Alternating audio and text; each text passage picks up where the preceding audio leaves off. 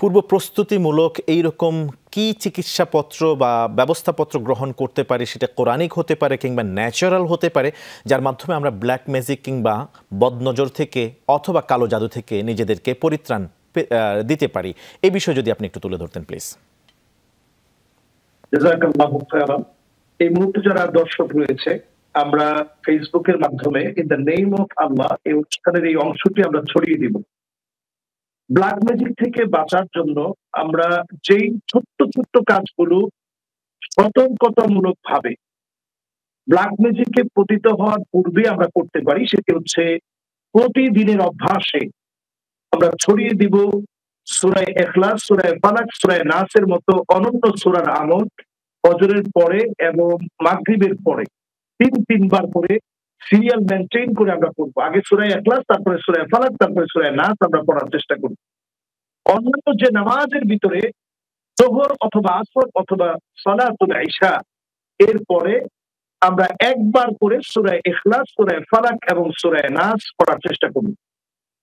এরপর রয়েছে ঘুমাতে যাওয়ার সময় আমরা আয়াতুল কুরসি পড়ব, সূরা ইখলাস, সূরা ফালাক, সূরা নাস আমরা পড়ব একবার করে। এবং পারতপক্ষে আমাদের ঘরগুলোতে আমরা সূরা বাকারা নিজেরা যদি তেলাওয়াত করতে নাও পারি, আমরা বিভিন্ন ডিভাইসের সাহায্যে একবার সূরা বাকারার তেলাওয়াতকে আমরা ছেড়ে রাখতে পারি। এমন ডিভাইস গুলো পাওয়া যায় যে ডিভাইস গুলো 24 ঘন্টা কোরআনুল কারীমের তেলাওয়াত ছেড়ে রাখার মতো এখন ব্যবস্থা রয়েছে। খুব বেশি কারেন্ট খাবে না, তেমন বেশি খরচও হবে না। 24টা ঘন্টা ব্যাপী কোরআনুল কারীমের তেলাওয়াত ছেড়ে রাখার সুযোগ রয়েছে। বিভিন্ন প্লাগের মধ্যে আপনি শুধু খালি দিয়ে রাখবেন, সেটাতে প্লাগে ইন করানোর সঙ্গে সঙ্গে কোরআনুল কারীমের তেলাওয়াত শুরু হয়ে যাবে। যদি তা না থাকে তাহলে আমরা আমাদের মোবাইল থেকে সূরা বাকারার তেলাওয়াত ছেড়ে রাখবো, ডেফিনেটলি আপনার ঘর থেকে জিন বের হয়ে যাবে ইনশাআল্লাহ। এরপরে আসুন আরো একটি আমল, যে আমলটি আমরা করতে পারি, আয়াতুল কুরসি। আমরা বিভিন্ন ক্যালিগ্রাফি আকারে অনেক কিছু আমরা ঘরের মধ্যে রাখি।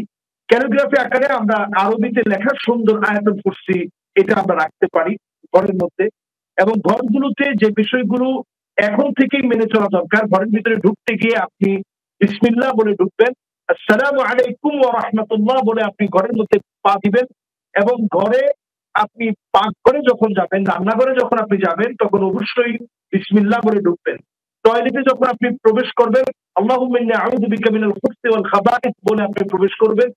বাচ্চাদের যে ইস্তেনজা অথবা পেশাব রয়েছে, সেটাকে কোনো একটা পাত্রের মধ্যে আটকে না রেখে বরং এটা পরিষ্কার করে ফেলে দিতে হবে। নবীজি সাল্লাল্লাহু আলাইহি ওয়াসাল্লাম বাউলুন মুনকাতিআ, এই যে পেশাবগুলো আমরা বাচ্চাদের বিভিন্ন কমোডের মধ্যে রেখে দিয়ে ঘুমিয়ে পড়ি, এটা ঢিলে ধরার একটা কারণ বলেছে। ঘরের মধ্যে যে পুতুলগুলো আছে এগুলোকে বিদায় করে দিতে হবে। বিভিন্ন পুতুল থাকা মানেই হচ্ছে এক একটা জিনকে লালন পালন করা। এই পুতুলগুলো ঘর থেকে বের করে দেওয়া উচিত। ঘুমাতে যাওয়ার সময় পরিষ্কার পরিচ্ছন্ন হয়ে ঘুমাতে যাওয়া। নখ কাটলে সেটা বিসমিল্লাহ বলে বেসিনের মধ্যে আপনি ফেলবেন, এবং চুল কাটলে সেলুনের যে চুলগুলো কেটেছেন সেটার মধ্যে বিসমিল্লাহ বলে আপনি হাত বুলিয়ে দিবেন। এইভাবে করে আমরা সচেতনতা বৃদ্ধি করতে পারি ইনশাআল্লাহ।